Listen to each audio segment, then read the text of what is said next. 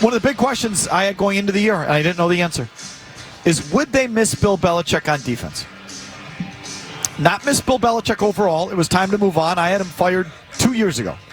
So I'm not pining for Bill Belichick, nor was I pining for Bill Belichick going into the year. They had to make a move, I think.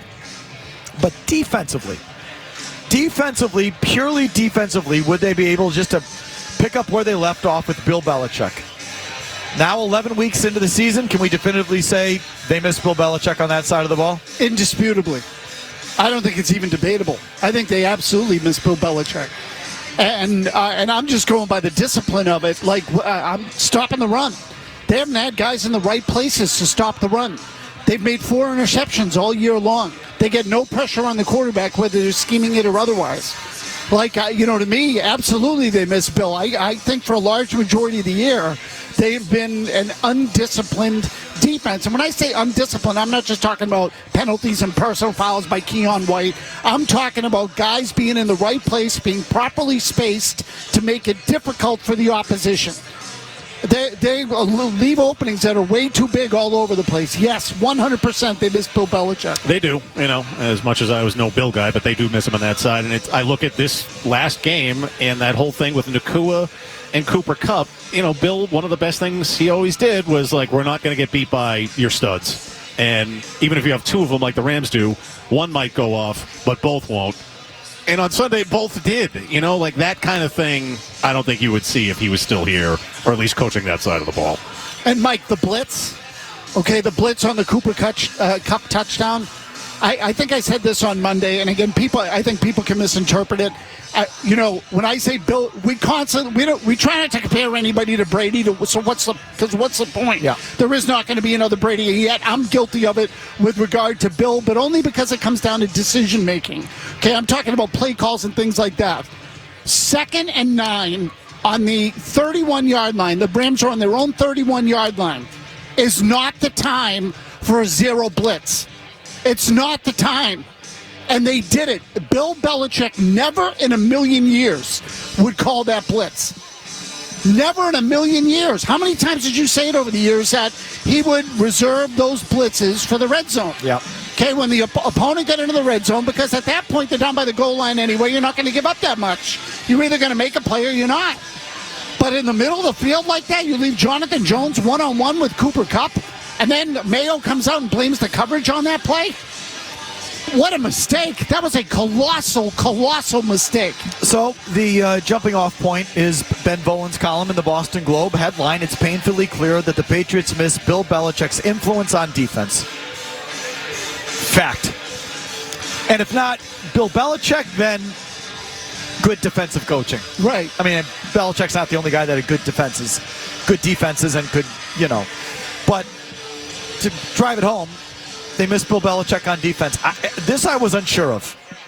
I was sure of everything else, and even though the team's not any better, record-wise yet, or anything, I still believe in all the reasons they got rid of Bill, or the reasons they had to get rid of Bill. I mean, and their over-aggressiveness with the blitzes. But defensively, they miss him. Go. And it's only worked when they've played trash, like the Chicago Bears or the Jets, and maybe they get too full of themselves. But then again, you heard of DeMarcus Covington, and their whole thing this year is going to be, we're going to be more aggressive, we're going to blitz more. Like, okay, it works when you play the real, true suck teams, but otherwise, you get burned time and again. Volan writes, the Patriots offense played well enough to win last Sunday against the Rams, gaining a season-high 382 yards, at one point scoring points on 4 straight drives, yet the defense let the team down. The Rams scored 28 points in just 22 minutes of game time. The Patriots allowed a season-high 7.9 yards per play, and they didn't force a turnover or have a sack. The game was the most glaring example yet of a trend that has been forming all season. The Patriots seem to really miss Bill Belichick on defense. The defense was supposed to be the backbone that would keep the Patriots in games while quarterback Drake May develops. It was supposed to be the stable side of the ball. Instead, the Patriots rank 18th in points allowed. That would be the lowest they've ranked in points allowed. Have you read this? Yes. Since 1995. No. That is Bill Parcells' second year. It's the lowest. So Bill Belichick never ranked lower than 18th in points allowed per game. Right. Now Bill's gone, and 11 weeks later, they're 18th in points allowed per game. Yeah, again, I hate and Bill had some bad personnel. There were years where he handed himself some trash. 2011. In the secondary, starting about 05, he messed up the linebacker thing after Bruschi had the stroke and Ted Johnson retired and Pfeiffer, moved on. Monty Beisel, Chad Brown, remember that disaster? There have been plenty of years where Bill gave himself bad personnel. 2011, the secondary, Earthwind, Moreland, Sterling Moore, that group. 2009 in the playoffs, they gave up 200 and something yards to Baltimore in the playoff game. Remember that Joe Flacco threw 10 passes and they won the game. There were plenty of years where Bill handed himself bad personnel or had injuries or some combination of both, and he was never this bad on defense. Now he's gone, and they're immediately this bad on defense. They miss Bill Belichick on defense. Yeah, so look, for all the things we've said about Belichick over the years and all the criticisms we've had about Bill over the years, at any point have we said he couldn't coach defense? I think there's points I looked at his defense and said, they're not as good as we think. It's passed you by on this side of the ball, too. Where just GTFB, just get back. And bend but don't break. I don't know. And also, I've looked at Bill's defenses in the past. I'm just being truthful. I thought that his defenses were antiquated too. Too passive. Read and react, two gapping. He asks players, set the edge. You've got to be able to cover. You can't just rush the quarterback. You can't rush deeper than the deepest. You got to contain in the pocket. You got to get back in the secondary. Like all these tenets that he had on defense. I wondered. These are a little overdated too. Right now it feels to me like to play defense, it's become like basketball. You just need to get a stop or a big play. You're going to give up big plays, but if you create turnovers, you're better off. And that Bills defense was too conservative. Well, it turns out, nope, it was just a good defensive scheme that was reliable and was able to withstand injuries or defections or bad personnel. It's better than this defense. And so I'm just telling you, did I ever question Bill's defense? Yeah, I did. I used to. Yeah, but I don't know that I ever questioned. We might have said outdated. We never questioned his ability to understand it or, have people in the right place or things like that. Like, I guess that's what I'm saying.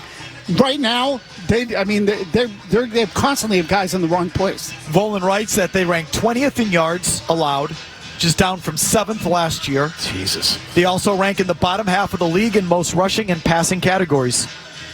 Significant issues have cropped up throughout the season, writes Ben. From weeks 4 to 9, the Patriots allowed a league-high 163 yards rushing per game and a 4.75 yards per carry clip. Now, the pass rush nearly non-existent. The sack totals in the last 5 games are 0, 1, 1, 9, and 0. Right, take the 9 out. So what's the outlier? Yeah, right. And the Patriots can't create turnovers with just one takeaway in those 5 games. What were you saying off the air before we came on? 4 interceptions. They have 4 interceptions all year. And again, those sack numbers, when I read them this morning, that 9 really sticks out. Tell me, who does that really a reflection on? The Bears, who couldn't block. As Ben writes, Mike, that 7-man blitz, nobody got home. It wasn't even close. The Rams blocked it. The Pats against the Bears 2 weeks ago turns out to be an outlier. This is me talking now. An outlier, the result of a dysfunctional opponent. Ben writes, losing Bill Belichick was no minor subtraction. The Pats finished as a top 10 scoring defense in 18 of Belichick's 24 seasons. Few coaches in NFL history were better at finding the right personnel to fit his schemes or devising the right game plans to slow down his opponents, and no one was better at adjusting tactics and solving problems mid-game when something wasn't working. Belichick's absence in this regard was particularly noticeable in the loss to the Rams. The game plan was questionable, and the adjustments were either worse or non-existent. As you said, the Pats went blitz crazy. They sent at least one extra rusher at Stafford on 63% of the throws. It was the highest blitz rate of any team in Week 11, Mazz, and the 3rd highest blitz rate in any NFL game this season. Okay, so they blitzed more than any team in the league last week. It was the 3rd most blitzes any team had sent in any game this year. Against a quarterback who kills it. And all that blitzing got the Patriots nothing. They pressured Stafford on only 7 of those 17 blitzes, just pressured him. They didn't record a sack, force a takeaway, and they hit him just 4 times. They didn't get to him the whole game. And the Rams, I think, were down to their 3rd right tackle. Yeah, they had substitute tackles on both sides, I think. Stafford was just about perfect against the blitz, completing 12 of 17 passes for 217 yards with 3 touchdowns and a 152.6 rating. Right. It's curious that Mayo and Covington felt the best way to attack the Rams was with a barrage of blitzes. Only one of Stafford's 7 interceptions this year has been thrown against the blitz.